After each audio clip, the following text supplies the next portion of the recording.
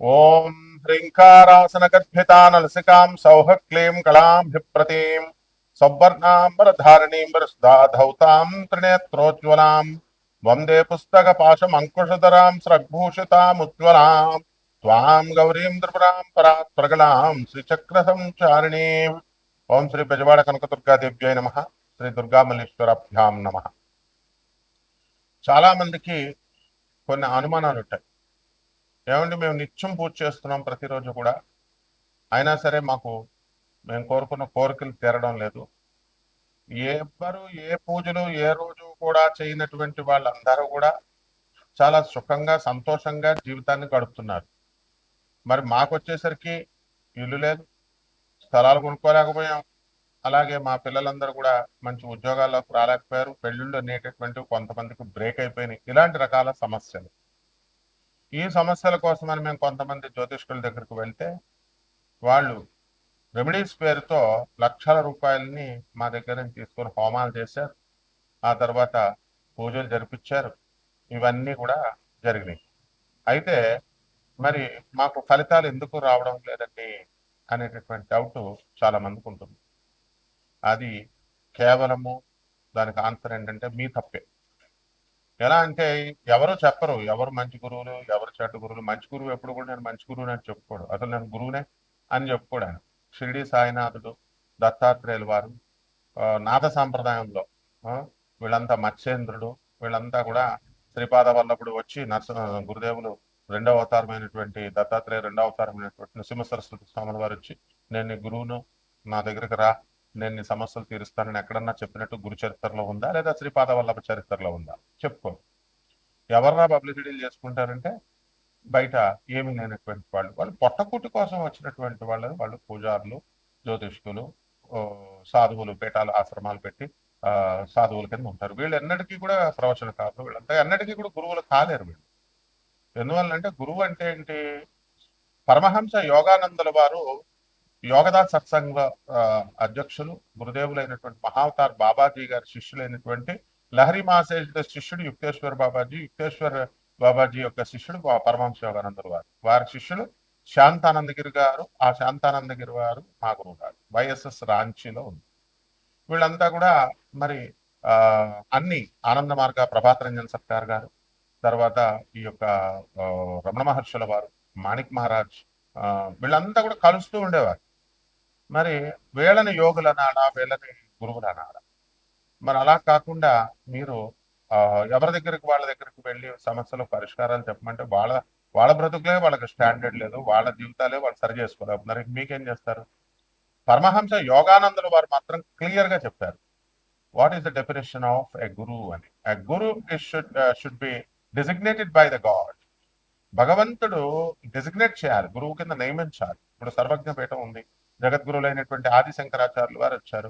ఆయన గురుదేవులుగా సాక్షాత్ పరమశివుడు కాబట్టి సర్వజ్ఞ పీఠానికి గురుదేవులుగా డిజిగ్నేట్ చేశారు. ఇప్పుడు మా గురువు గారు భారతీ తీర్థస్వామి వారు ఈ వాజ్ డిజిగ్నేటెడ్ ఇన్ 1989 ప్లాంటిఫ్ ని ఆయన ఆ సర్వజ్ఞ పీఠాన్ని అధిరోహించారు వారు జగద్గురువులు. అలా అండ్ ఆ గురువు పరంపర నుంచి రావాలి. అంటే ఇప్పుడు మనం ఒక పూజ చేస్తాం, ఆ పూజ చేసినప్పుడు దానికి ఫలితము ఆ గురుమండల వ్యవస్థ నుంచి రావాలి, దట్ సిస్టమ్ నుంచి రావాలి.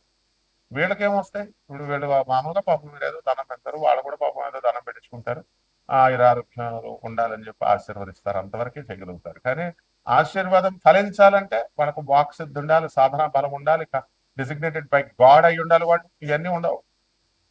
కాబట్టి మన భ్రమలో మనం వెళ్తూ ఉంటాము. గురుగారు గురుగారు అని చెప్పేసి దండాలు పెడుతూ ఉంటారు, వెళ్తూ ఉంటారు. ఓకే, ఇట్స్ ఓకే, తప్పేం లేదు. ఎవరికి చేసినా సరే సాక్షాత్తు శ్రీకృష్ణ పరమాత్మకే చెందుతుందన్నారు, బాగుంది. దండాలు అయితే శ్రీకృష్ణుడు తీసుకుంటాడు, మరి రిజల్ట్ వీళ్ళు ఇవ్వాలి కదా. వీళ్ళు కదా మీకు హామీలు ఇచ్చి డబ్బులు తీసుకున్నది, హోమాలు చేసింది. కాబట్టి వీళ్ళకి ఆ శక్తి లేనప్పుడు, ప్రగల్భాలు చెప్పినప్పుడు బుద్ధి లేనటువంటి మీరు విన్నారు, అందువల్ల తప్పు మీదనమాట. ఏం పరమహంస యోగానంద కనబడలేదా? ఆదిశంకర్లు కనబడలేదా? స్వామి వివేకానంద కనబడలేదా? రామకృష్ణ పరమహంస కనబడలేదా? ప్రభాత్ రంజన్ ఆనంద సర్కార్ ఆనందమూర్తి గారు కనబడలేదా? పరమహంస యోగానందల వారు కనబడలేదా? వినరు మీరు, చెప్పినా వినరు. అండ్ ఏంటంటే ఒక్కసారి ఫోన్ కొడతారు, అక్కడ వాట్సాప్ ఓన్లీ అని మనం పెట్టినా సరే నాయన మీరు ఖచ్చితంగా ఫోన్ కొడతారు. ఫోన్ కొట్టి గురుగారండి, ఇంకా గురుగారు బాత్రూమ్ లో ఉన్నారు, లేకపోతే ట్రావెలింగ్ లో ఉన్నారు, పూజలో ఉన్నారు, కాలేజీలో ఉన్నారు, నేను యూనివర్సిటీలో ఉన్నాము, ఏం చూడరు. కొట్టేస్తే మీరు కొట్టేసిన టైం మేము ఎత్తేయాలి, ఎత్తేసి మేము చెప్పేసేయాలి. ఆ తర్వాత చేయమంటే ఇంక మళ్ళీ చేయడాలు ఉండవు. ఇక వాట్సాప్ పెట్టమంటే పెట్టడాలు ఉండవు. మంత్రాలు తీసుకుంటారు, దాని ఫాలో అప్ చెప్పరు. ఫాలో అప్ చెప్పండి రా అంటే గంట గంటకు ఫాలో అప్ చేసి గురుగారు ఇప్పుడు స్టార్ట్ చేస్తున్నానండి, తర్వాత రేపు స్టార్ట్ చేస్తానండి. ఒక పరంపరలో వెళ్ళాలి. తర్వాత ఏమైనా తిడితే అలిగేస్తారు. మీకు కావాల్సిన యక్షిణి మంత్రం, యక్షిణి చీల్చేస్తుంది. యక్షిణి అంటే ఏంటనుకుంటున్నారు? ఈ యూట్యూబ్ లో ఉన్నటువంటి యక్షిణి దేవతల గురించి చెప్పిన వాళ్ళు వీళ్ళకి ఏం తెలియదు. యక్షిణి ఒక ఆత్మ అంటాడు, ఒకడు చచ్చిపోయిన ఆత్మ, ఒకడు అయిపోయింది అంటాడు. వాడేమో సిద్ధి పొందేసిందని ఆ ఛానల్ వాళ్ళు ప్రచారం, మనం వెళ్ళడం మానేస్తే ఆ ఛానల్ వాళ్ళు ప్రచారం, ఇలా రకరకాలుగా. ఈ యక్షిణి అనేటటువంటిది మలమూత్రాలు తినాలంటాడు ఇంకొక దౌర్భాగ్యుడు. తర్వాత రొమాన్స్ చేస్తుంది మీకు అర్ధరాత్రులు వచ్చి అని చెప్తాడు ఇంకొక రాసికల్. ఇదే యక్షిణి దేవతల గురించి చెప్పింది. వాళ్ళ పేర్లోనే ఉంది దేవతలు అని. యక్షిణి దేవతలు అని, యక్ష గంధర్వ కిన్నెర కింపురుష దేవతలు. వీళ్ళకి ఎందుకు ఈ సాధన కఠినమైనటువంటిది అని అంటే, మనకి ఆ అవి చాలా మామూలు. మిగతా దేవతలందరూ కూడా నువ్వు స్నానం చేసి చేయకపోయినా పూజ, స్నానం చేసి చేసినా, స్నానం చేయకుండా చేసినా వాళ్ళు ఏమనుకోరు. నైవేద్యాలు నువ్వు ఎలా చేసినా ఏం చేసినా శుభ్రత మడి మడి అని మడి మడి బట్టలు కట్టేసుకోవడం కాదు. మడి అంటే ఈ మధ్య కాలంలో బిల్డప్ ఎక్కువైపోయింది. మడి భోజనాలు అంటాడు ఒకడు, ట్రస్ట్ పెట్టేస్తున్నాం, మడి భోజనాలు చేసేస్తాం, కింద ఉపన్యాసాలు ఇచ్చేస్తాం, డొనేషన్స్ ఇచ్చేయండి. ఇక్కడ కాశీలో ఎవడో అనామకుడు, వాడు ఎవడో కట్టేవాడు, అంతకుముందు అరుణాచలం గురించి పబ్లిసిటీ చేశాడు ఆయన. తర్వాత అందులో ఎవడో ఒకడో వాళ్ళందరూ డబ్బులు ఇచ్చారు, వాడు మాయమైపోయాడు, వాడు అక్కడ వర్క్స్ ఏం జరగలేదు. Is is the way. తర్వాత ఇంకొకడు మడి కట్టుకుంటున్నామండి, మడి పూజల్లో ఉన్నామండి, మడి భోజనాల్లో ఉన్నామండి, ఇవన్నీ బిల్డప్ చీరేస్తుంది యక్షిణీ దేవత. యక్షిణీ దేవత ఏంటంటే మనకి కోపం అధికంగా ఉంటుంది, at the same time very discipline. సాధన చేసేటటువంటి వాడు మినిమం శుభ్రం ఉండాలి, శుభ్రత కలిగి ఉండాలి. అంటే స్నానం చేసేస్తే సరిపోతుందా అంటే నీ యొక్క మంచి బుద్ధులు ఇవన్నీ కూడా చూసుకున్నాను. తర్వాత ఈ యొక్క మంచి బుద్ధులు, ఈ మినిమం పవిత్రత పాటించాలి. And you should respect her, you should ఆమెను గౌరవించాలి, ఆమె మంత్రాన్ని గౌరవించాలి, ఆమె ప్రజెన్స్ వస్తుందని నమ్మాలి నువ్వు. ఆమెను ఎక్కడ అగౌరవపరిచినా సరే నేను చీల్చేస్తుంది. కాబట్టి ఈ ఈ వెధవలేమో నువ్వు లవ్ చేయి, కామాతురణం నా లజ్జా నా భయమని, ఈ వెధవలకే బుద్ధి లేదు అసలు చెప్పే వెధవలకి. కామంతో అర్ధరాత్రులు వస్తుంది, మేముతో రొమాన్స్ చేస్తుంది, మీ ఆవిడని ముట్టుకోనివ్వరు, అంత నాన్ సెన్స్ అంతా చెప్తారు. ఏదో వీళ్ళేదో యక్షిణి సాధన చేస్తారు. ప్రపంచంలో ఎవడో చేయలేదు యక్షిణి సాధన తప్ప. సో ఇది గుర్తుపెట్టుకోండి. ఎందువలనంటే ఆ సిద్ధి, ఆ యొక్క లక్షణాలు ఇవన్నీ కూడా మనకి చెప్పేటటువంటి మాటలను బట్టి అర్థం ఉంటాయి మనకి, మీరు తెలుసుకోవాలి. సో అటువంటి యక్షిణి మాత్రం దగ్గర మీరు డిస్రెస్పెక్ట్ ఇవ్వకుండా, తర్వాత ఆమె పట్ల అగౌరవంగా ప్రవర్తించకుండా, అసభ్యకరంగా ప్రవర్తించకుండా, ఇలా మీరు చేసుకున్నప్పుడు తప్పకుండా ఆమె భౌతికమైనటువంటి వరాలను ఇచ్చేటటువంటి దేవత కాబట్టి అద్భుతమైనటువంటి డబ్బుని, సంపదని ఇస్తుంది. ఇంకా కొంతమంది దశమహావిద్యలు నేర్పండి అంటారు. నేర్పేయడమే ఇదేంటి, ఏమైనా ఫిజిక్స్, కెమిస్ట్రీ, మ్యాథ్స్ ట్యూషన్ ఇస్తే వచ్చేసేది. ఐఐటి ఇచ్చేస్తామని చెప్తారు నారాయణ శ్రీ చైతన్యం, లేదా ఐఐటి సీట్లు వీళ్ళ చేతుల్లో ఉన్నట్టు మేము ఇప్పించేస్తాం. ఆకాష్, ఐఐటి ఫిడ్జీ అంతా ఐఐటి చేత వాళ్ళ వాళ్ళ కౌన్సిలర్లు చెప్తారు ఐఐటి ఇచ్చేస్తామండి డైరెక్ట్ సీటు. అసలు MRPTC act, monopolies restrictive trade practices act ప్రకారము ఎవరైతే గ్యారంటీ ఇస్తారో వాళ్ళ బొక్కలో వేసేస్తారు అనమాట. ఇవన్నీ తెలుసుకోవాలి మీరు. అలాగే ఈ యొక్క దశమహావిద్యలు ఇచ్చేయండి. దశమహావిద్యలకు మీరు డిసిప్లిన్ రావాలా? తిడితే మీరు పడాలి, గురువుకే ఎదిరిస్తారు మీరు, డేట్ ఆఫ్ బర్త్లు చెప్తారు, చెప్పేసేయండి ఫోన్లో అంటారు. ఇవన్నీ కాదు. అలాగే కోటాను కోట్ల మంది కామన్ ప్లాట్ఫారం మీద చెప్పబడేటటువంటి రాశులు ఇవి. కాబట్టి రాత్రికి ఒక దౌర్భాగ్యుడు నాకు ఫోన్ చేశాడు, రాత్రికి రాత్రి మారిపోతాయండి, నేను మీ అభిమాని అండి, మీరంటే రెస్పెక్ట్ అండి అంటాడు. బాగానే ఉన్నాడు, చెప్పి సగం చచ్చి అర్థం అవట్లా. ట్రావెలింగ్ లో ఉన్నప్పుడు అప్పుడు కొడతారు అనమాట. ఏమంటే నిన్నటి దాకా బాగాలేంటే జూన్ 1 వరకు బాగాలేని జాతకము, జూన్ ట్రాన్సిషన్, జూన్ 2 నుంచి గురుడు మిథున రాశి నుంచి కర్కాటక రాశిలోకి వచ్చేస్తున్నాడు, అర్ధరాత్రికి రాత్రి మారిపోద్ది అంటారు. బుద్ధి లేని విధవ.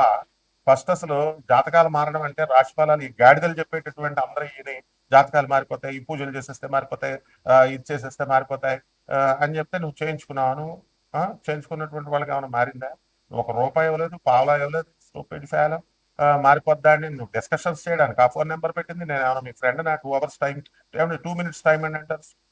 And world #1 astrologer. And 20 countries లో ఉన్న 600 ఆశ్రమాస్కి, ఆనంద్ మార్గ ఆశ్రమానికి, ఆ తర్వాత ఇండియాలో ఉన్నటువంటి 300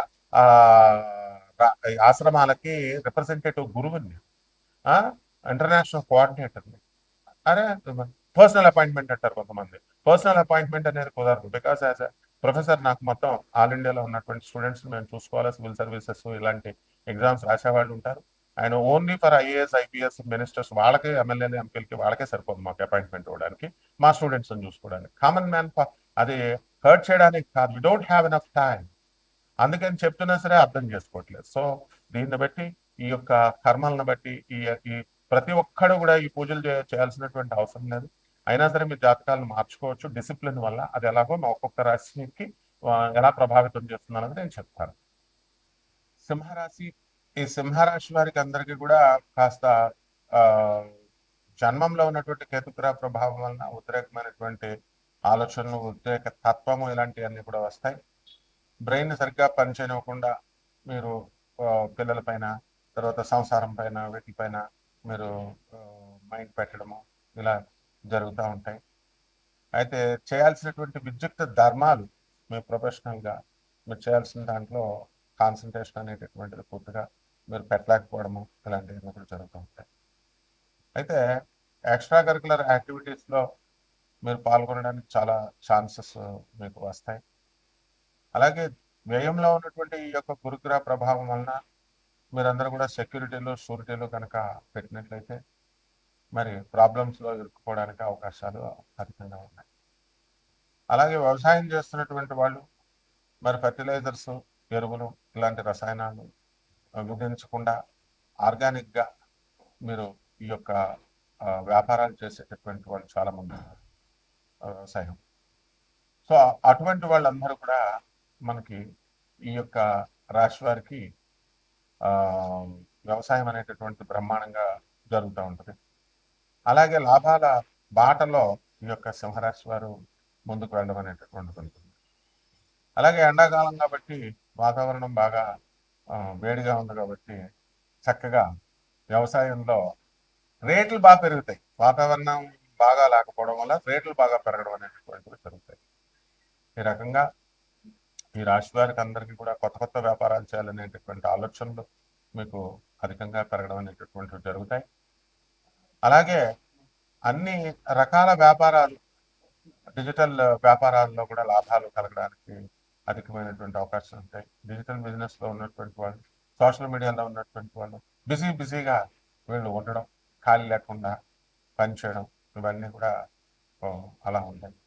అలాగే సింహరాశి వారికి చాలా మందికి సప్తమంలో ఉన్నటువంటి రాహువు, అష్టమంలో ఉన్నటువంటి శనిగ్రహ ప్రభావం వలన యాక్సిడెంట్లు అవడానికి అవకాశాలు ఉన్నాయి అన్నాం. అంటే అందరికి అయిపోతాయి యాక్సిడెంట్లు. ఒక స్టూపిడ్ ఫెలో నాకు ఫోన్ చేసి నాకు యాక్సిడెంట్లు అవుతాయని బెదిరించారండి అని మా పిఏకి చేశాడంట. ఫోన్ తీసేస్తాను, వదిలేస్తాను. అస్తమ శని అంటే యాక్సిడెంట్లు అవుతాయి, బీ కేర్ఫుల్ అని చెప్తాం. నీకు అవుతుందని చెప్తారా? ఏదో అతి తెలివితేటల వల్ల నీ జీవితంలో నాశనం అయిపోయింది. ఇలా ప్రతి ఒక్కడు కూడా జాగ్రత్తగా జీవితాన్ని బాగు చేసుకోవడానికి మాత్రమే జ్యోతిషాలు ఉన్నాయని తెలుసుకోవాలా. ఇడియట్స్ అందరూ వచ్చి చెప్పడం వల్ల, ఇడియట్ ఫిలాసఫీ డాగ్మా నేర్పడం వల్ల మీ యొక్క ఆలోచన విధానం కూడా దొబ్బిందనమాట. And mind your language stupid fellows. నేను కాదు మైండ్ చేసేది, నాకు తెలుసు స్టూడెంట్స్ని ఎలా కంట్రోల్ చేయాలో. టంగ్ స్లిప్ అవ్వకూడదు ఎప్పుడైనా సరే. గురువు అంటే భయం ఉండాలి ఫస్ట్. అసలు మిగతా వాళ్ళు చేసుకోండి, అందరికీ, నా దగ్గర కాదు, ప్రొఫెసర్ దగ్గర, నా దగ్గర చేయడం ఏంటి. కాబట్టి ఈ సింహరాశి వాళ్ళందరూ కూడా చక్కగా కొన్ని పరిహారాలు చేసుకోవాలి. జీవితంలో బాగుపడాలంటే డిసిప్లిన్ ముఖ్యం. యజ్ఞాలు, హోమాలు నెయ్యి పోసేస్తే వచ్చేద్దా? చెబుతారు, చేయాలి.